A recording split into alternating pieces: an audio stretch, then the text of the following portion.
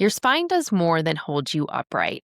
It's the main communication channel between your brain and the rest of the body, and it also plays a profound role in how you heal and how you process emotions. Most people think of their spine as their bones and their posture, but the spine is also a protective pathway for the nervous system. Welcome to Healing Beyond the Symptoms, the podcast that helps people discover the root causes of their health struggles and take back control with science, strategy, and self-awareness.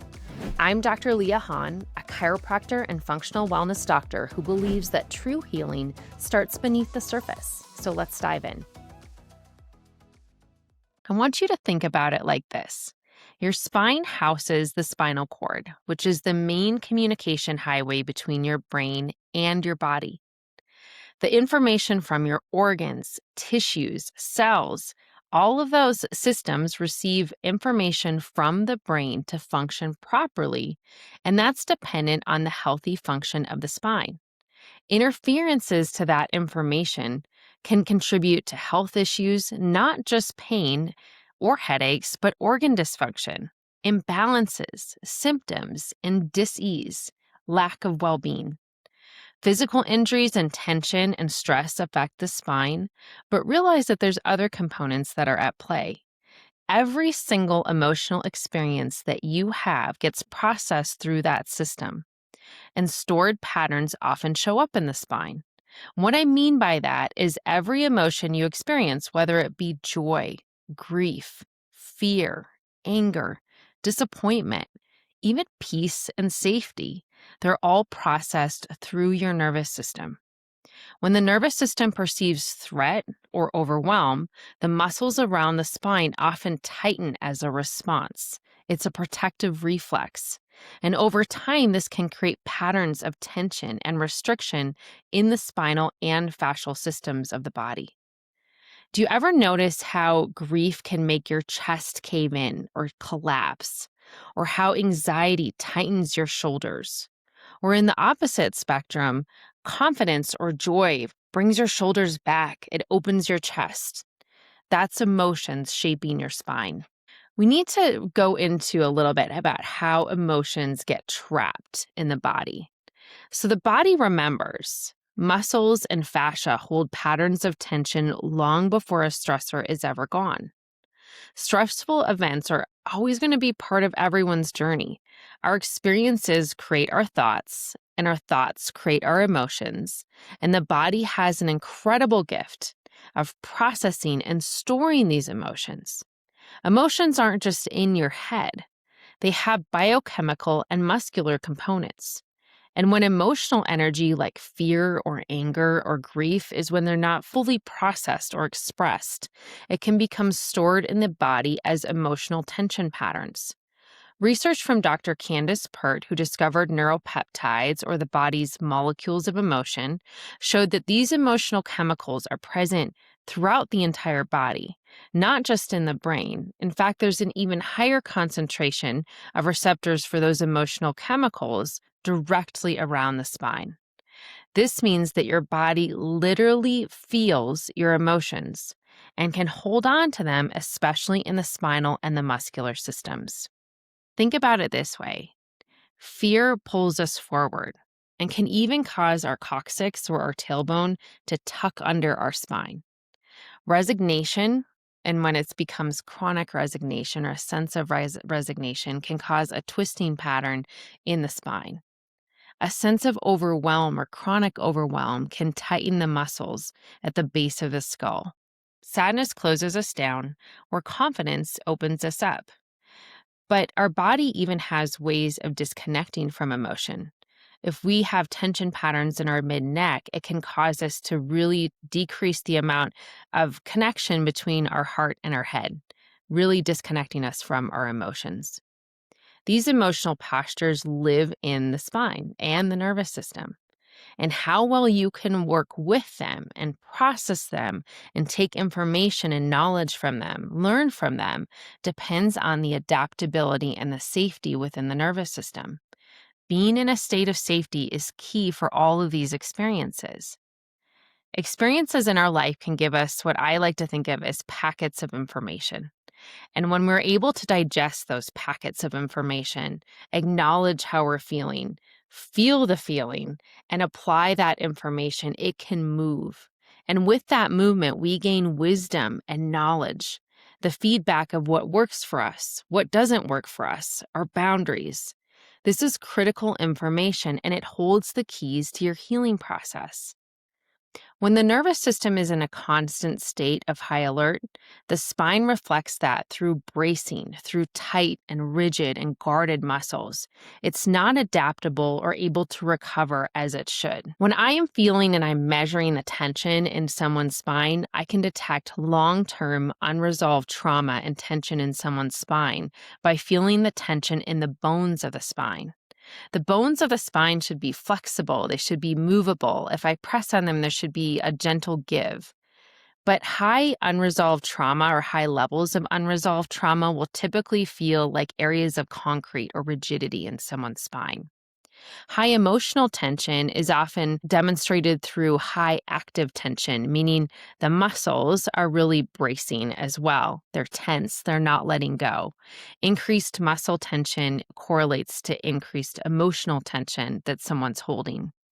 And again, if we're creating safety and adaptability and consistent nervous system based chiropractic care will actually help move and shift those patterns in ways that create safety and eventually will create growth. When the spine moves freely, signals between the brain and the body flow with ease, allowing emotional energy to be digested, processed, and integrated.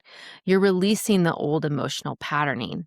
In fact, your ability to feel positive emotions, so the gratitude, the peace, the joy, ease, a sense of well-being is highly related to the amount of motion and flexibility within your spine.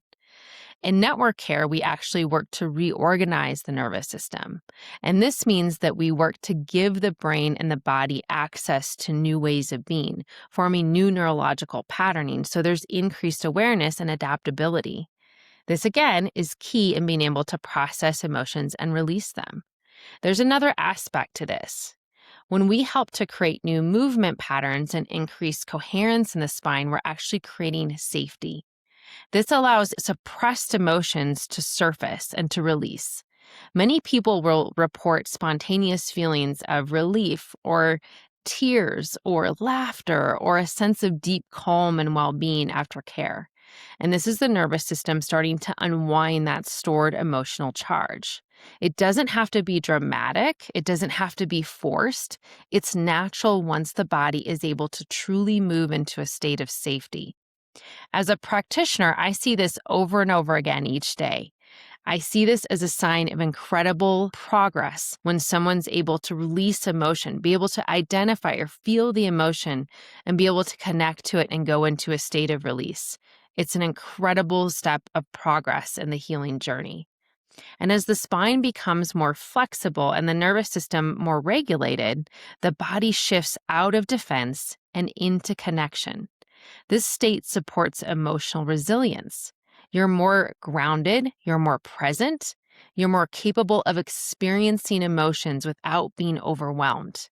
Healing then isn't just about fixing the spine, but about integrating the past experiences so the whole system can function with greater ease.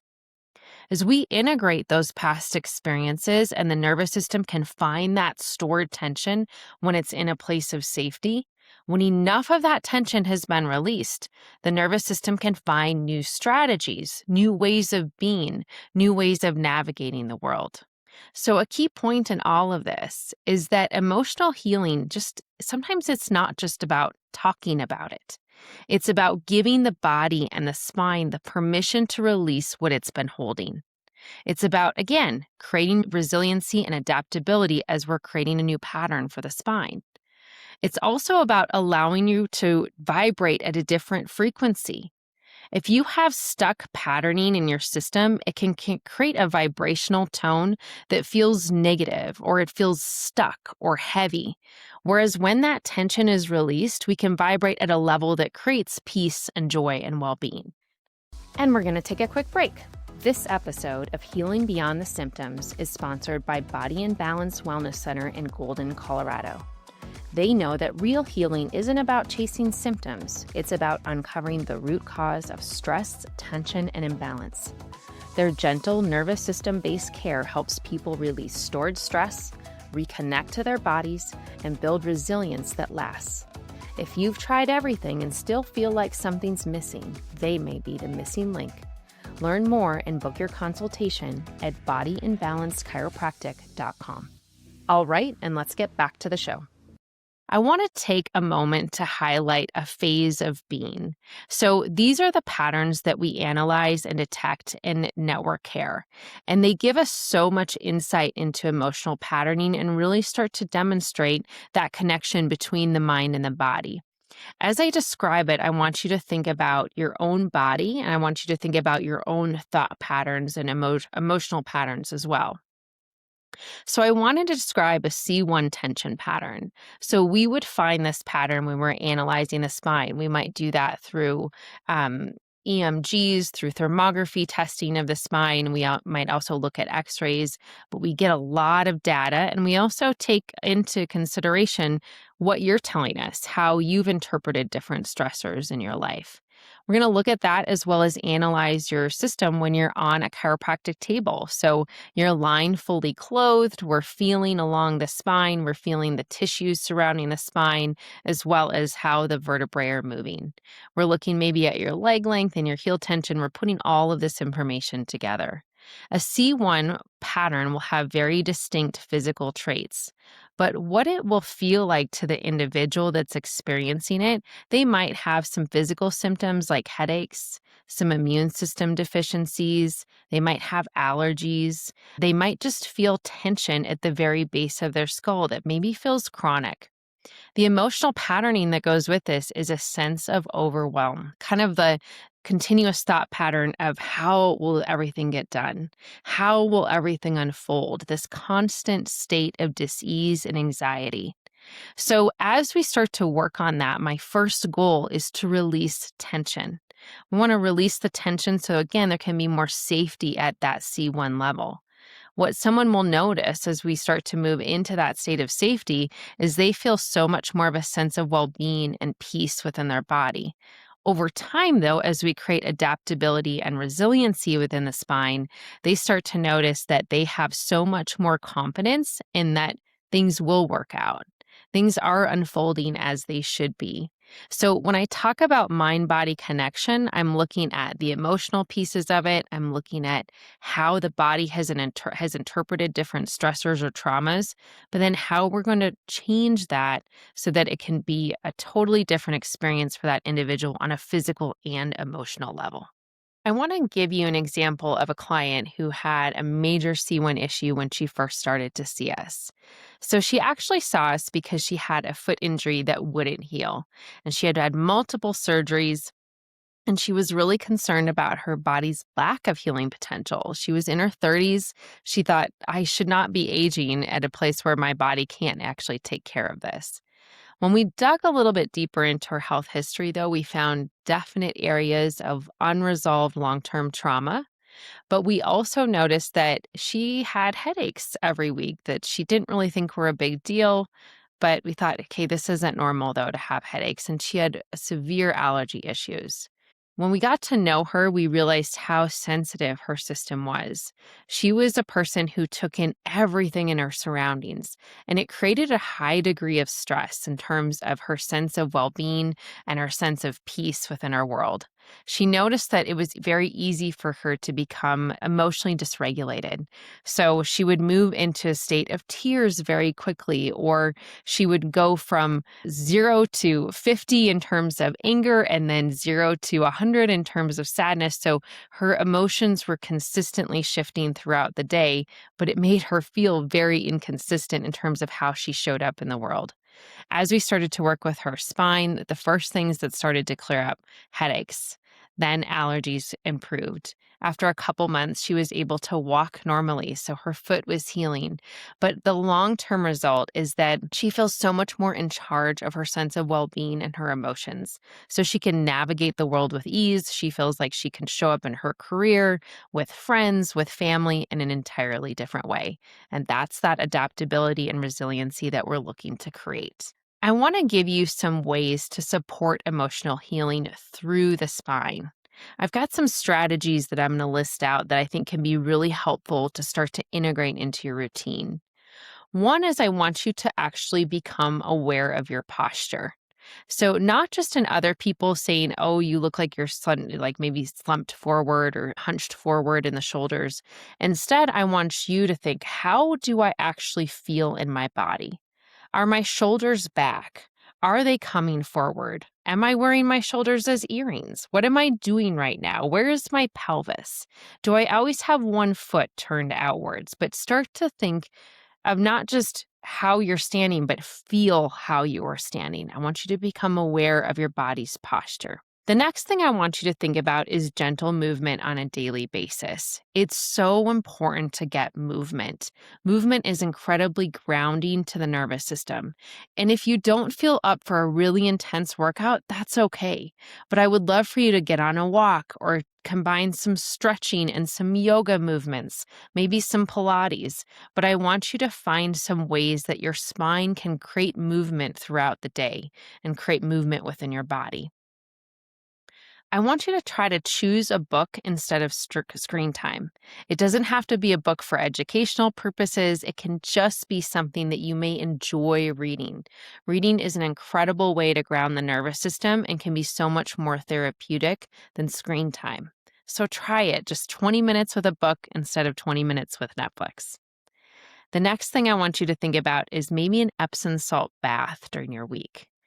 The Epsom salts contain magnesium sulfate, which is incredibly detoxifying for our muscles, and it can be very soothing to our nervous system.